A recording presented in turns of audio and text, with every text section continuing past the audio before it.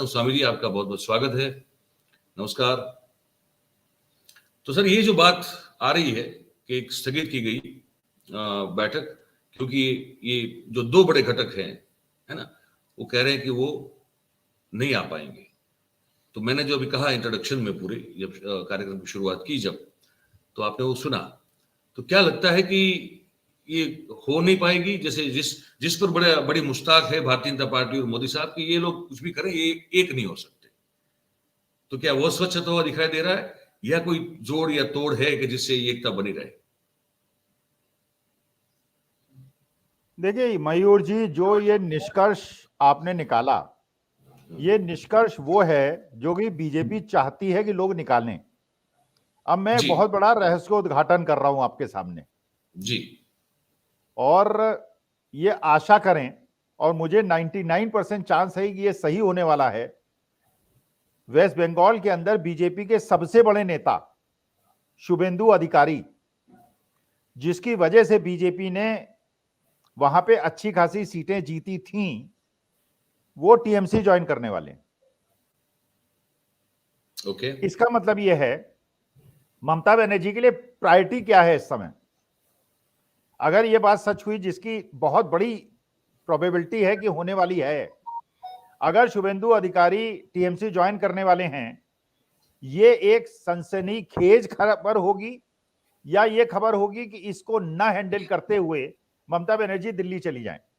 आपको याद होगा, शुभेंदु अधिकारी ने ममता बनर्जी को चुनाव में हराया है,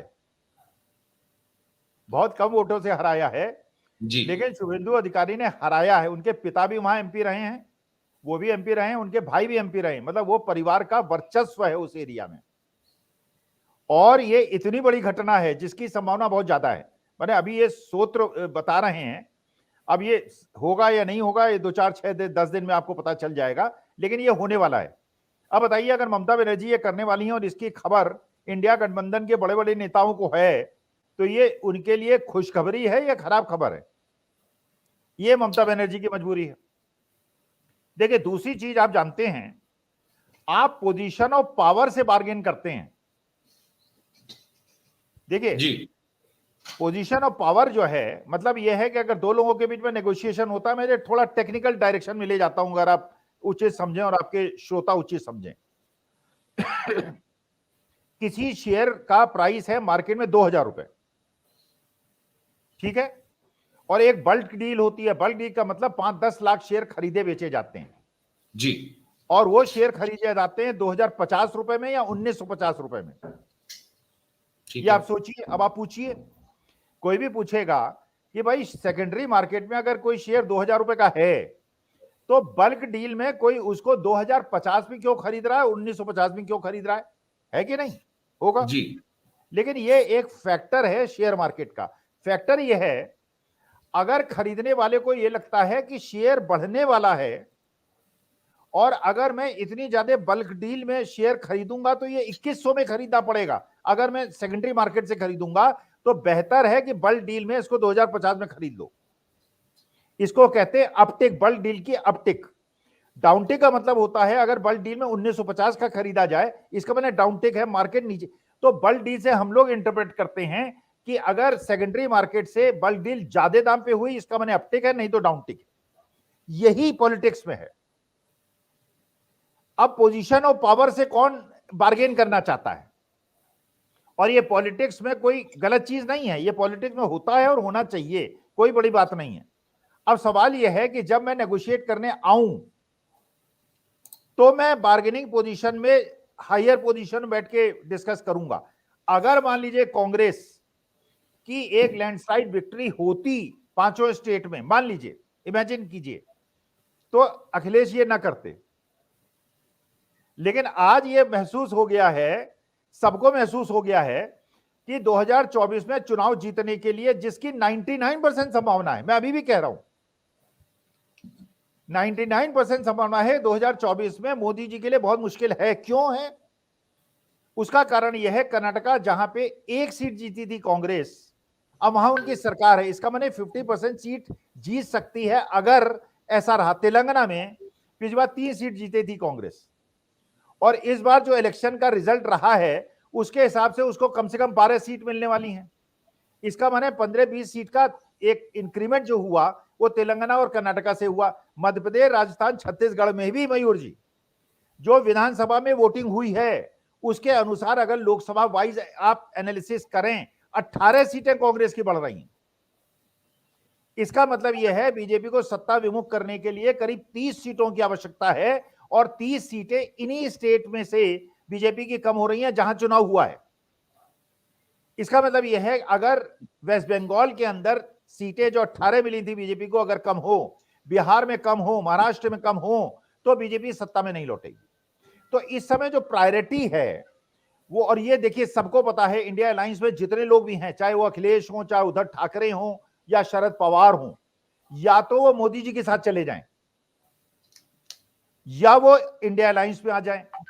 थर्ड फ्रंट का क्या हाल होगा ये जेडीएस को भी पता चल गया, ये बीआरएस को भी पता चल गया, ये सबको पता चल गया, अकाली दल को भी पता चल गया, ये सबको पता चल गया। इसका मतलब यह है थर्ड फ्रंट का कोई स्कोप नहीं है, खत्म हो जाएंगे आप। तो या तो अगले 15-20 दिन में कुछ लोग बीजेपी में चले जाएंगे जिसकी संभावना मुझे नजर नहीं आती है, यही 100%। और ये भी सबको पता है बीजेपी अगर सत्ता में आई तो 2024 के बाद काफी लोग, उसके आगे मैं नहीं बोलूंगा।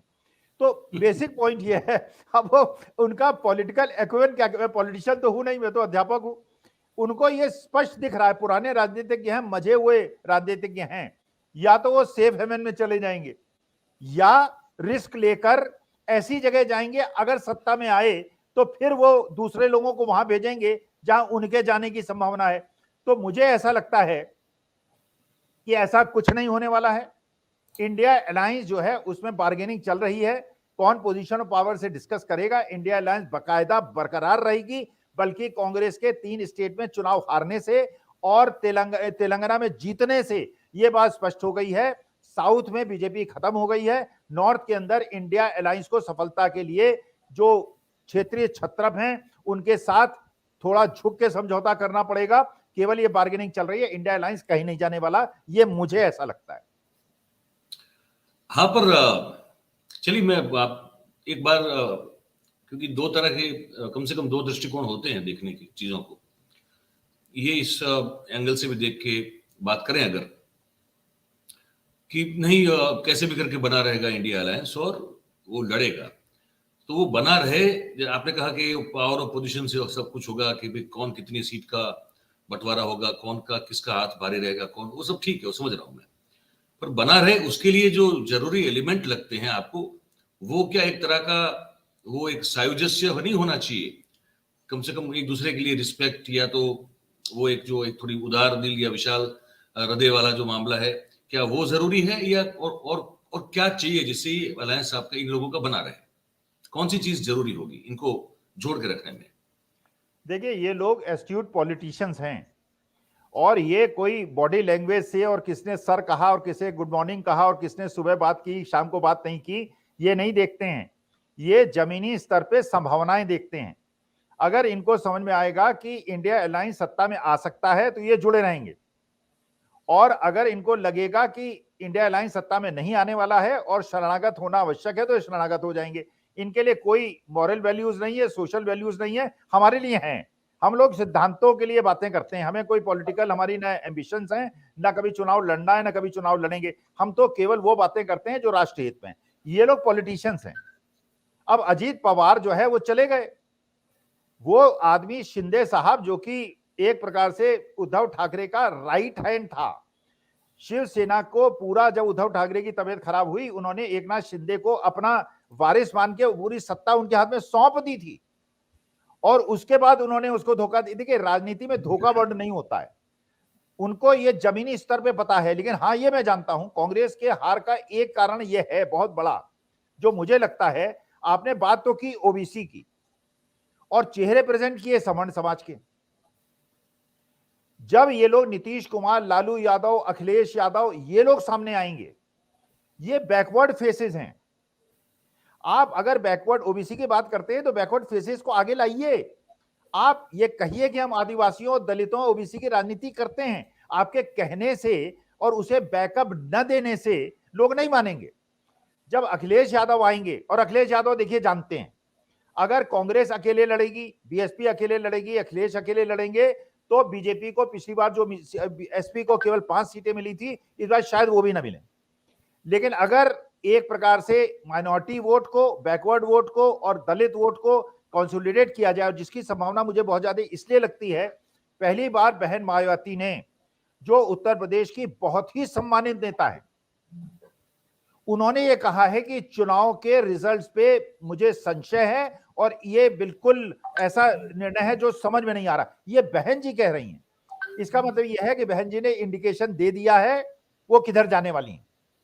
और देखिए, बहन जी अगर किधर जाएंगी और बहन जी को ये लोग एकोमोडेट करेंगे और बहन जी को थोड़ा सा सम्मान देंगे, तो उनका समाज एक तरफा वोट करेगा। लेकिन अगर उनको नेग्लेक्ट किया, बाकी लोग जो है वो नेग्लेक्ट कुछ नहीं, लालू यादव को पता है, लालू यादव ने जिंदगी भर सांप्रदायिकता के खिलाफ लड़ाई लड़ी है, वो नहीं जा सकते, वो चाहे कुछ हो जाए, चाहे उनको कुछ हो जाए, मर जाए न मरे, कुछ भी हो, he will not leave India alliance. Nitish Kumar भी, अब स्थिति यह है, उद्धव ठाकरे वहां क्या गिड़गिड़ाते हुए जाएंगे? तो only way is to fight. अरे अगर आपके सामने शेर आ जाए मयूर जी, अब शेर आपको खाने लगे, आप क्या करेंगे? आपको पता है खा जाएगा।